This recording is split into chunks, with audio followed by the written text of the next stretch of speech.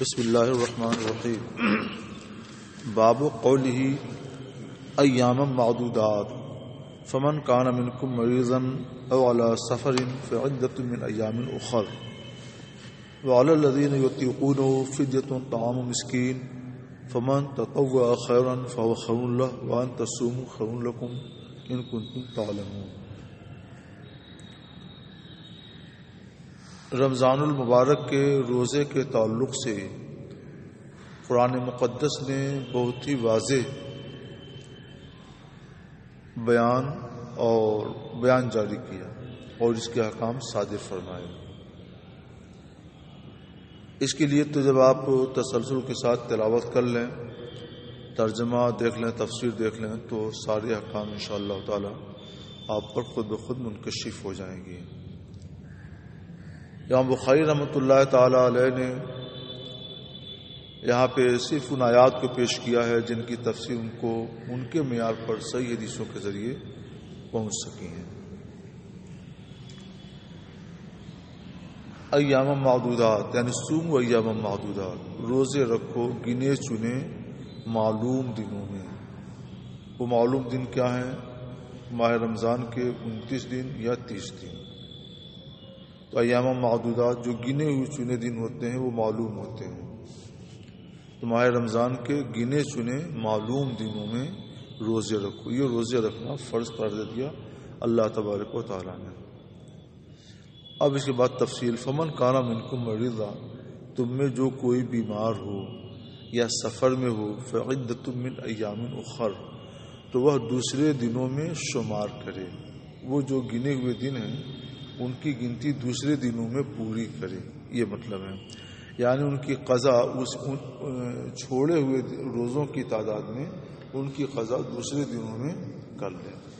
3 دن چھوڑا ہے تو 3 دن کی قضا عید کے بعد کر لیں، 5 دن چھوڑا ہے تو 5 دنوں میں کر لیں۔ اس لیے عدت ہے کیا لفظ ہے کہ شمار کرے، تاکہ یہ معلوم ہو کہ یہ گنتی پوری کرنی ہے۔ ایسا نہیں ہے کہ 5 روزے چھوٹ گئے اور 2 ہی روزے سے کوئی کام چلا لے، ایک ہی روزہ سے کوئی کام چلا لے تو یہ کافی نہیں ہوگا۔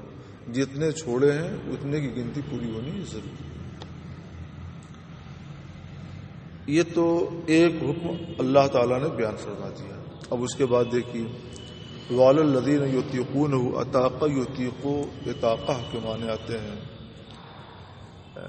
طاقت رکھنا، طاقت پانا۔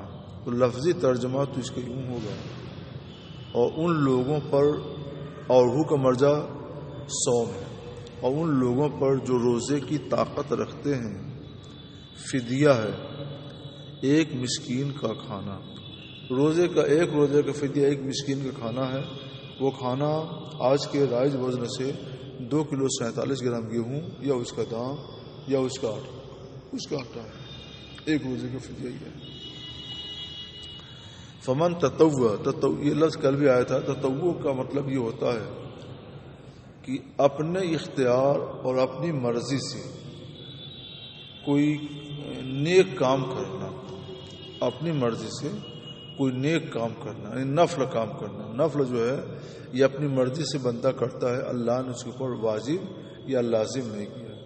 جو کام فرض ہو اس کے لیے تطوع کا لفظ نہیں آئے گا، جو کام واجب ہو اس کے لیے تطوع کا لفظ نہیں آئے گا، جو کام سنت موقدہ ہو اس کے لیے بھی تطوع کا لفظ نہیں آتا ہے، کیونکہ اس کی بھی ہدایت سرکار صلی اللہ علیہ وسلم نے کر دی، تاکید فرما دی ہے۔ تو تطوع کیا ہے؟ جو بندہ اپنے طور پر من غیر ایجاب اللہ و رسولی، بغیر اللہ و رسول کے حکم دیے ہوئے اپنی مرضی سے اپنے طور پر کرے، اور وہ کام نیک ہو تو وہ کیا ہے؟ تطوع ہے۔ اپنے جیب سے نکالا، کسی مسکین کو کچھ دے دیا، کسی فقیر کو کچھ دے دیا، یہ تطوع ہے۔ اللہ نے زکوٰۃ فرض کی اور آپ نے زکوٰۃ نکالی کسی کو دے دی، یہ تطوع نہیں ہے۔ رسول اللہ نے صدقہ فطر واجب کیا ہے، آپ نے نکالا کسی کو دے دیجیے صدقہ فطر، تو یہ تطوع نہیں ہے۔ یہ تطوع کیا ہے؟ نہ زکوٰۃ ہو نہ صدقہ فطر ہو، اپنی مرضی سے نیک کام سمجھ کر کے کسی کو آپ دیں تو یہ تطوع ہے۔ ایسے ہی جو عبادت اللہ نے آپ پر فرض نہیں کی، واجب نہیں کی، اور آپ اپنی مرضی سے وہ عبادت کریں، بس نفل پڑھیں، نوافل پڑھیں، تلاوت کریں، تو یہ سب کیا ہے؟ یہ سب تطوع ہو جاتا ہے۔ تو فدیہ میں بھی تطوع ہے. فدیہ میں تطوع کیا ہوگا؟ ایک روزے کا فدیہ کتنا ہے؟ 2 کلو 47 گرام گیہوں یا اس کا آٹا یا اس کا دام. مثلا یہ آج کے ریٹ سے 40 روپے ہوتا ہے. آپ نے نکالا تو 50 کا نوٹ نکلا تو سوچا چلو 10 روپے فاضل جائے گا تو 1 گرام تو جائے گا. تو اپنی طرف سے آپ نے 10 روپے بڑھا کر اس کو 50 روپے دے دیے. تو 40 روپے تو فدیہ کے ہو گئے جو آپ کے ذمہ واجب ہوئے. اور یہ 10 روپے یہ کیا ہوا؟ یہ تطوع ہوا. سمجھ آئی بات نا؟ تو تطوع جو ہے قول میں بھی ہوتا ہے اور فعل میں بھی ہوتا ہے. ٹھیک ہے نا؟ تو فمن تطوع خیرا فهو خیر له. جو اپنے طور پر نیکی کے جو اپنی رضا سے نیکی کے طور پر کچھ اور دے دے تو وہ اس کے لیے بہتر ہے. جو لوگ روزے کی طاقت رکھتے ہیں ان پر ایک فدیہ ہے 1 مسکین کا کھانا, اور جو اپنے طور پر کچھ نیکی کر دے تو یہ اس کے لیے بہتر ہے. اور روزہ رکھنا تمہارے لیے بہتر ہے اگر تم جانتے ہو. اس آیت کریمہ کے تعلق سے متعدد اقوال ہیں. ابھی میں وہی دیکھ رہا تھا حاشیہ کو تو بہت کچھ اقوال دیے ہیں. اپنی جانکاری کے لیے آپ پڑھ لیجیے, وہ اچھا رہے گا. لیکن ان سب کو یاد رکھنا کار عدالت ہے. تو بنیادی طور پر جو 2 رائے آئی ہیں ہم ان کو بیان کر دیتے ہیں. اکثر مفسرین کا قول یہ ہے کہ یہ حکم منسوخ ہو چکا ہے. ابتدائی اسلام میں حکم یہی تھا, جب روزہ فرض ہوا تو اللہ کی طرف سے یہ اختیار دے دیا گیا کہ تم چاہو تو روزہ رکھو اور چاہو تو روزہ چھوڑ دو, اور اس کے بدلے میں 1 مسکین کا 1 روزے کے بدلے میں 1 مسکین کو کھانا دو. اب 30 روزے ہیں, 30 مسکینوں کا بھلا ہو گیا. تو شروع میں اللہ تعالیٰ نے اختیار دیا کہ روزہ رکھو یا روزہ چھوڑو اور فدیہ دو, روزہ رکھو یا روزہ چھوڑو فدیہ دو. چونکہ روزہ ایک مشکل عبادت ہے نا, تو اللہ تعالیٰ نے گویا بندوں سے پریکٹس کرائی, ٹریننگ دلائی کہ دھیرے دھیرے اس کی عادت ڈالو ٹریننگ کر کے.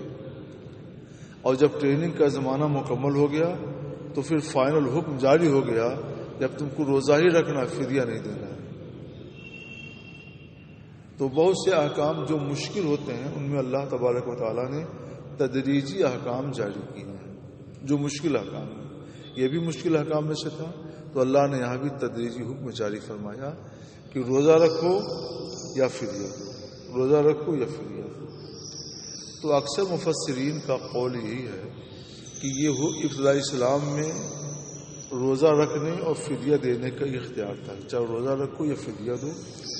بعد میں جب طبیعتیں عادی ہو گئیں روزہ رکھنے کی اور لوگوں کے دلوں میں روزہ رکھنے کا جذب شوق پیدا ہو گیا, تو اب اس کے بعد اللہ تعالیٰ نے ایک کنفرم اور متعین حکم جاری کر دیا, فمن شہد منکم الشہر فلیصم. اس کے بعد آیت آئے گی جو تم میں سے جو کوئی رمضان کا مہینہ پائے تو وہ رمضان کا روزہ رکھے.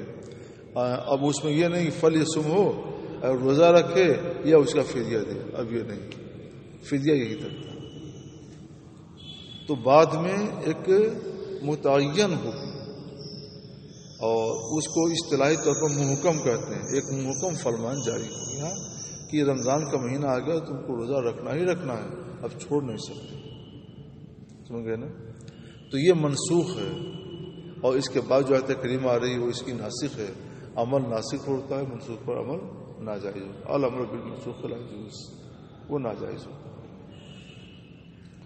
یہ اکثر مفسرین کا قول ہے. اور مفسرین کا ایک طبقہ یہ کہتا ہے کہ نہیں, یہ آیت کریمہ بھی محکم ہے اور اس کا تعلق شیخ کبیر سے, یعنی بڑے عمر دراز اور بوڑھے لوگوں سے اس کا تعلق ہے جو روزہ رکھنے کی طاقت نہیں رکھتے اور انہیں اندازہ ہے کہ آئندہ بھی ان کی قوت گھٹتی ہی چلی جائے گی اور روزہ نہیں رکھ پائیں گے، تو ان کے لیے یہ حکم ہے کہ روزہ چھوڑ دیں اور ہر روزے کے بدلے میں ایک مسکین کے کھانے کے برابر فدیہ دیں۔ تو ان کے لیے ہے۔ تو اب یہ ہوگا کہ یہ آیت کریمہ ان کے لیے کیسے ہے، تو اس کی تفسیر کرتے ہیں۔ علی الذین یطیقونہ کی کہ اطاقہ یطیق اطاقہ بابی فعال سے ہے۔ بابی فعال کے حمزہ کی خاصیت سلب ماخذ ہے۔ علی الذین یطیقونہ یسلبون الطاقہ، جو لوگ اپنی طاقت کھو بیٹھے ان کے اوپر، اور جو لوگ اپنی طاقت کھو بیٹھے عموماً یہ وہ لوگ ہوتے ہیں جو بہت بوڑھے ہو جاتے ہیں مردوں میں، یا بہت بوڑھی ہو جاتی ہے عورتوں۔ چنانچہ انس بن مالک رضی اللہ تعالیٰ عنہ سرکار نے ان کے لیے عمر کی، اولاد کی، مال کی دعا کی تھی۔ اللہ نے ان کی عمر میں برکت دی، ان کی اولاد میں برکت دی، ان کے مال میں برکت دی۔ 100 سال جب ان کی عمر کے ہو گئے تو اب روزہ رکھنے کی طاقت نہیں رہی، تو یہ خود کھاتے تھے اور ایک اپنے روزے کا فدیے کے طور پر جو ہے روزانہ مسکین کو روٹی اور گوشت کھلاتے تھے۔ کسی مسکین کو بلا لیا تھا اور اس کو روٹی اور گوشت دے دیتے تھے، اپنا کرتے اور خود روزے سے رہتے تھے۔ 100 سال کی عمر پوری ہونے کو، تو اس کا مطلب کیا ہوا کہ حکم محکم کس کے لیے ہے؟ ان کے لیے ہے جو اپنی طاقت کھو بیٹھے، روزہ رکھنے سے عاجز ہو چکے اور اب یہ امید نہیں ہے کہ ان کے بدن میں طاقت آئے گی، تو ان کے لیے تو الذین یطیقونہ بابی فعال کا فعل ہے، اور اس کی ایک خاصیت سلب ماخذ ہے۔ سلب ماخذ سے مراد پر کیا ہوگا؟ سلب طاقت ہوگا۔ جو لوگ طاقت سلب کر چکے، جن کے پاس طاقت نہیں ہے، عاجز ہو چکے، ان کے لیے ہوگا۔ تو اس طور پر یہ آیت کریمہ بھی محکم ہے، اور اس کے بعد یہ آیت کریمہ ان مریضوں کے لیے ہو گئی، اور اس کے بعد جو آیت کریمہ علی محمد شرف علیہ وسلم ہو وہ عام لوگوں کے لیے ہوگی۔ تو گویا عام لوگوں کے لیے حکم عام جاری ہو گیا، اور مریضوں کے لیے جو ان کو شیخ فانی کہتے ہیں، اور شیخ فانی کے لیے یہ حکم بیان ہو گیا، اور سفر کے لیے الگ سے بھی حکم بیان ہو گیا کہ تم میں سے کوئی مریض ہو یا سفر میں ہو تو وہ ایسا کر سکتا ہے۔ تو سب کے احکام انہی آیتوں میں آ گئے۔ مریض سے مراد مطلقاً مریض نہیں ہے، مریض سے مراد وہ شخص ہے کہ جس کو روزہ رکھنے کی وجہ سے بہت مشقت ہو۔ جیسے اس زمانے میں شوگر کے مریض جو پرانے مریض ہو جاتے ہیں تو وہ روزے نہیں رکھ سکتے، ان کو 2-2 4-4 گھنٹے پر بھوک لگتی ہے اور بہت شدت کی بھوک لگ جاتی ہے، نہیں ملے کھانا تو پھر پریشان ہو جائیں گے، تڑپنے لگیں گے، کچھ بھی دیر ہوتی ہے تو دقت ہو جاتی ہے۔ تو ان کے لیے تو مشکل ہے۔ وہ اگر جوان بھی ہوں اور پرانے مریض ہو گئے شوگر کے تو ان کے لیے بھی پھر وہ بھی شیخ فانی کے حکم میں ہو جائے۔ تو ایسا مریض جس کے لیے روزہ رکھنا باعث مشقت ہو تو وہ بھی اس کی اجازت ہے کہ روزہ چھوڑ دیں، بعد میں روزہ رکھیں۔ اور جو مسافر ہے سفر میں دشواریاں ہوتی ہیں تو اس کے لیے بھی اجازت ہے کہ روزہ چھوڑ دیں اور آئندہ رکھیں، لیکن روزہ رکھنا سب کے لیے افضل اور بہتر ہے، لیکن اجازت بھی ہے۔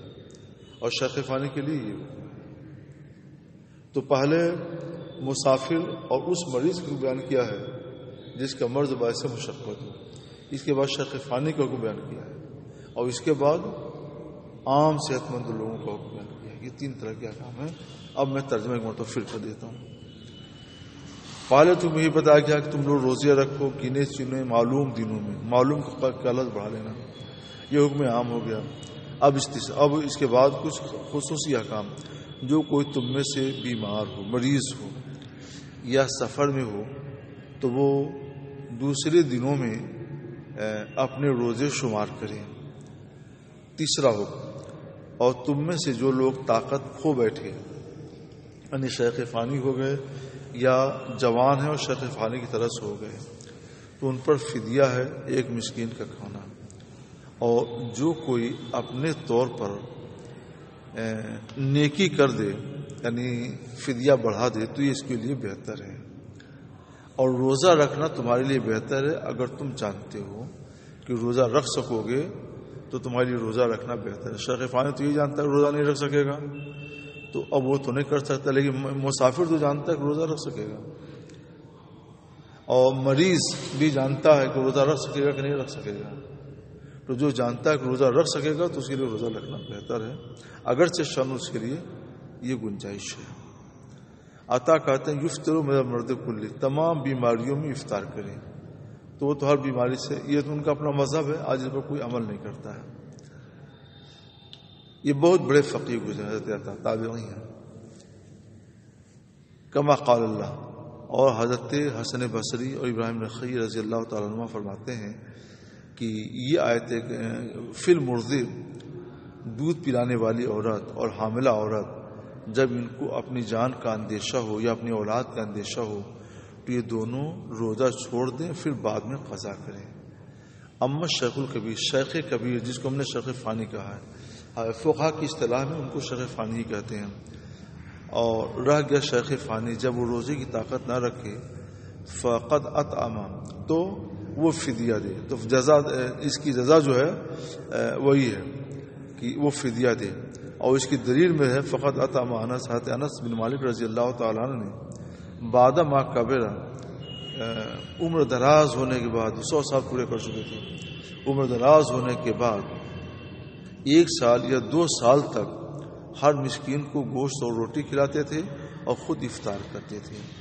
عامہ کی قرأت یطیقونہ ہے، یہی اکثر مفسرین نے یطیقونہ قرأت کی ہے، یطیقونہ۔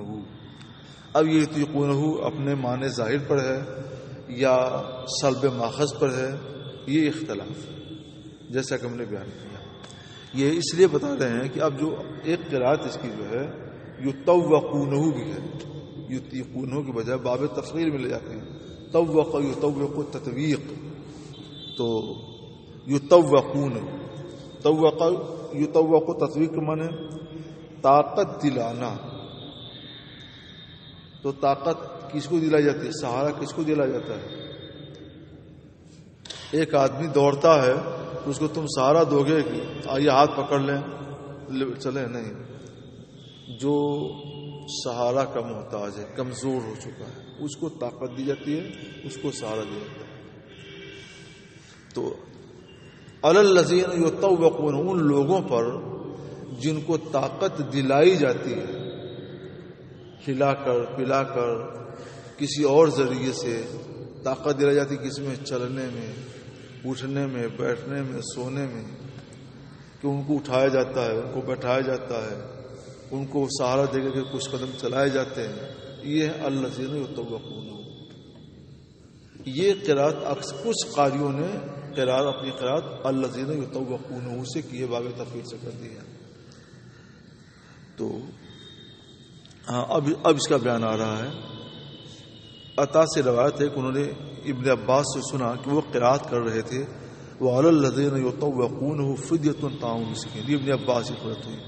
اور ابن عباس نے کہا یہ منسوخ نہیں ہے، یہ حکم شیخ کبیر کے لیے ہے، اور المرأۃ للمرأۃ الکبیرہ شیخ فانیہ کے لیے ہے، جو استطاعت نہیں رکھتے ہیں روزہ رکھنے کی، تو وہ دونوں ہر روزے کے بدلے میں مسکین کو کھانا کھلائیں۔ تو اب لفظی ترجمہ تو یہی ہے کہ ان لوگوں پر جو روزہ رکھنے کی طاقت دلائے جاتے ہیں، کھلا پلا کر کچھ طاقت دی جاتی ہے، اور 2 گھنٹہ ہوا کہ طاقت ختم ہو جاتی ہے، یہ لفظی ترجمہ۔ صحیح ترجمہ کیا ہوا؟ اور جو لوگ روزہ رکھنے سے عاجز ہیں، یہ صحیح ترجمہ ہوتا ہے، جو لوگ روزہ رکھنے کی طاقت نہیں رکھتے، یہ ترجمہ ہوگا۔ اس طور پر آیت کریمہ منسوخ نہیں ہوگی بلکہ محکم قرار پائے گی۔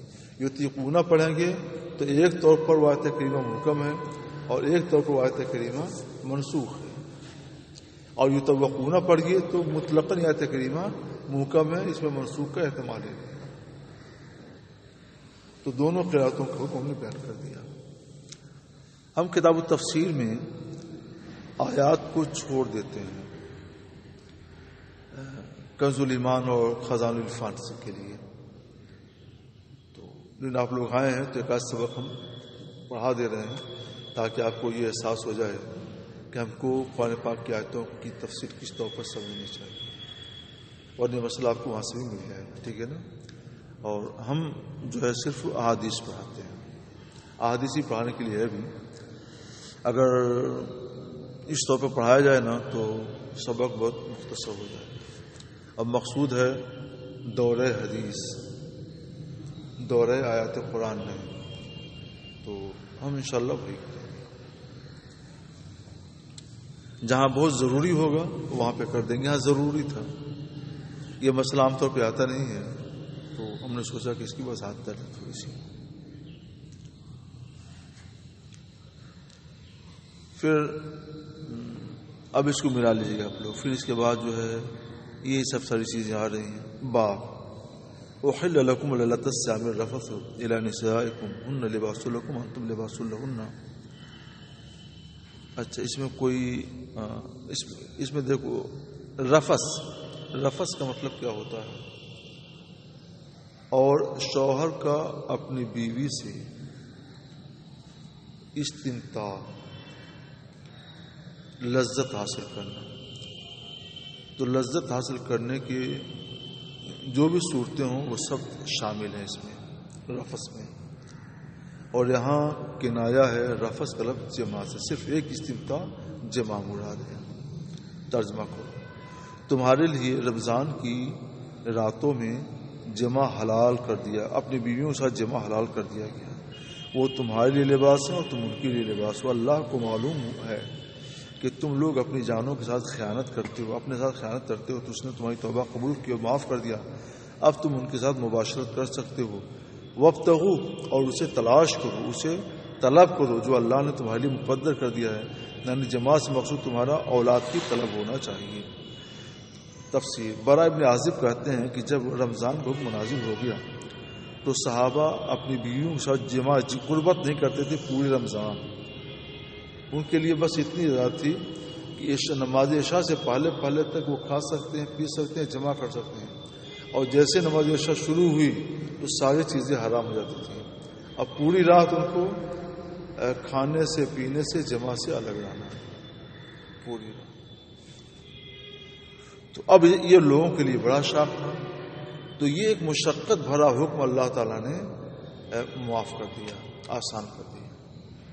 یسروا ولا تعسروا۔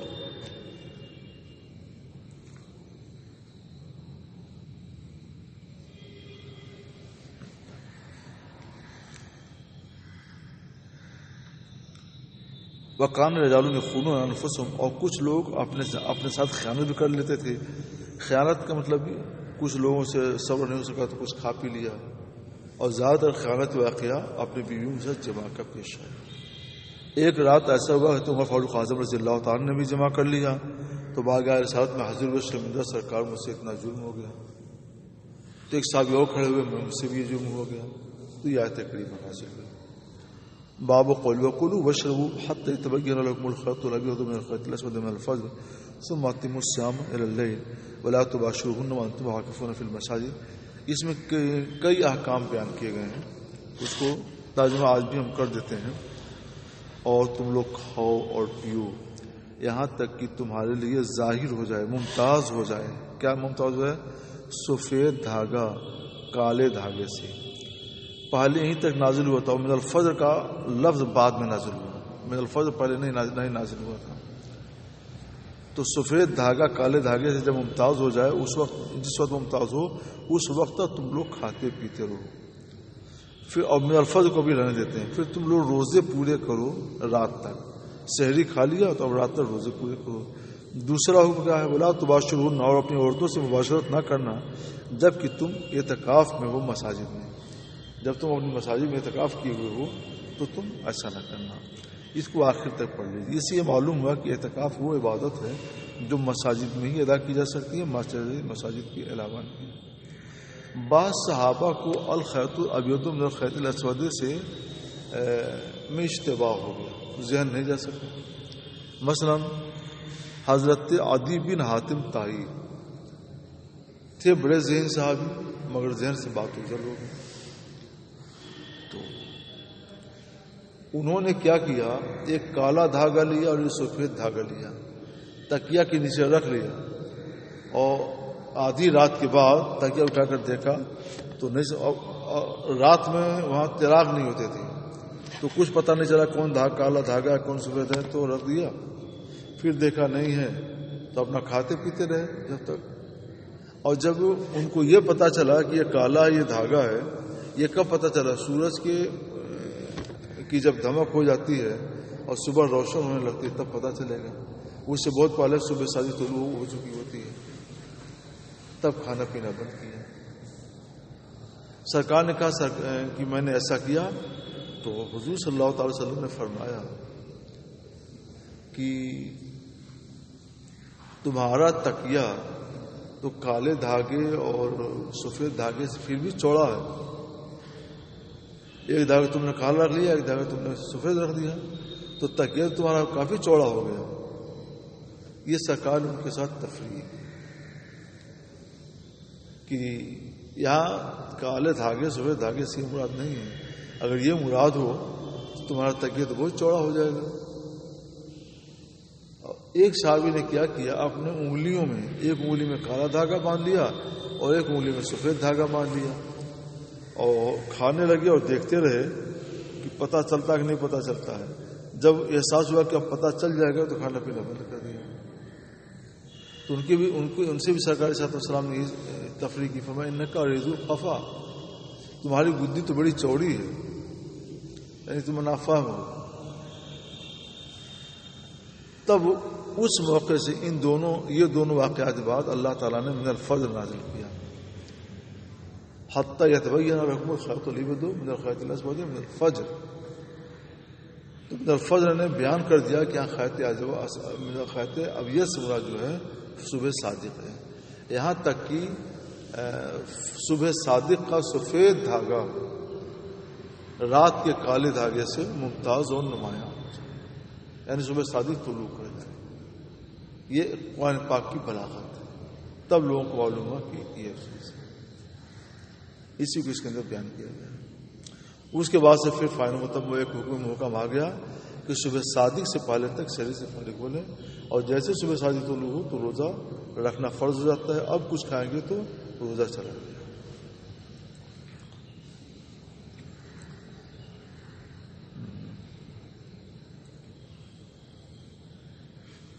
اب وہی واقعہ ہے جو ہم نے ابھی سنا دیا۔ حضرت عدی بن حاتم کہتے ہیں کہ انہوں نے ایک دھاگا لیا سفید اور ایک دھاگا لیا کالا، یہاں تک کہ حتیٰ کانا بعض اللیل، یہاں تک کچھ رات رہ گئی، یعنی کچھ رات ہو گئی، یعنی کچھ رات رہ گئی، یعنی تھوڑی سی رات رہ گئی، تو نظر دیکھنے لگے تو واضح نہیں ہوا، مطلب یہ کہ کھانے لگے ہو۔ جب صبح ہوئی تو عرض کی یا رسول اللہ، میں نے تو اپنے تکیہ کے نیچے 2 دھاگے رکھ لیے تھے سفید اور کالے، تو سرکار نے فرمایا کہ تمہارا تکیہ تو پھر بھی چوڑا ہے، تکیہ ایک ہی ہے اور دھاگے 2 ہیں، پھر بھی تمہارا تکیہ چوڑا ہے۔ یہ تفریح کی سرکار نے۔ اگر سفید دھاگا اور کالا دھاگا تکیہ کے نیچے ہیں تو بھی چوڑا ہے۔ دوسرا سنیے، عدی بن حاتم کہتے ہیں میں نے عرض کیا یا رسول اللہ مل خیط الاسود ابیض من الخیط الاسود، یہ خیط سفید دھاگا اور کالا دھاگا کیا ہے؟ تو سرکار نے فرمایا ہما الخیطان، یہ 2 دھاگے ہیں۔ تو نہیں یہ دونوں کیا ہے؟ اہما الخیطان، کہ یہ دونوں واقعی دھاگے ہی ہیں جیسے میں سمجھ رہا ہوں۔ سرکار نے فرمایا انک لعریض القفا، بے شک تمہاری گدی چوڑی ہے، کہ مطلب یہ کہ اتنی بات تم نے سمجھ پا رہے ہو۔ ان ابصرت الخیطین، اگر تم 2 دھاگے دیکھو تو تمہاری گدی چوڑی ہے۔ دیکھو سرکار تفریح میں بھی کوئی خلاف واقع بات نہیں کرتے تھے، تکیہ سرکار نے تفریح کی ہے، اور یہ واقعہ ہے کہ تکیہ جو ہے 2 دھاگوں سے چوڑا ہے، یہ واقعہ ہے کہ گدی جو ہے 2 دھاگوں سے چوڑی ہے، تو تفریح بھی کر دیا اور حقیقت کی خلاف بھی نہیں۔ ہمیشہ لطائف میں بھی اس کا لحاظ رکھنا چاہیے کہ کوئی بات جھوٹی نہ ہونے پائے۔ پھر سرکار نے فرمایا نہیں، یہ رات کی کالے دھاگے سے مراد رات کی تاریکی ہے اور دن کی سفیدی ہے۔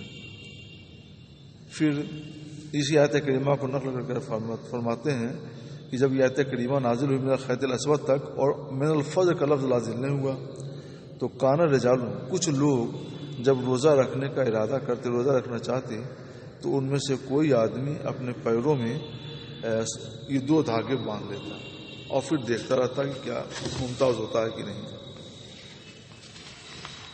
یہاں بھی وہی بات ہے، آگے چلو۔ باب قول ولیس البر بان تأتوا البیوت من ظہورها ولکن البر من اتقى، چلو آج یہیں رہنے دیتے ہیں۔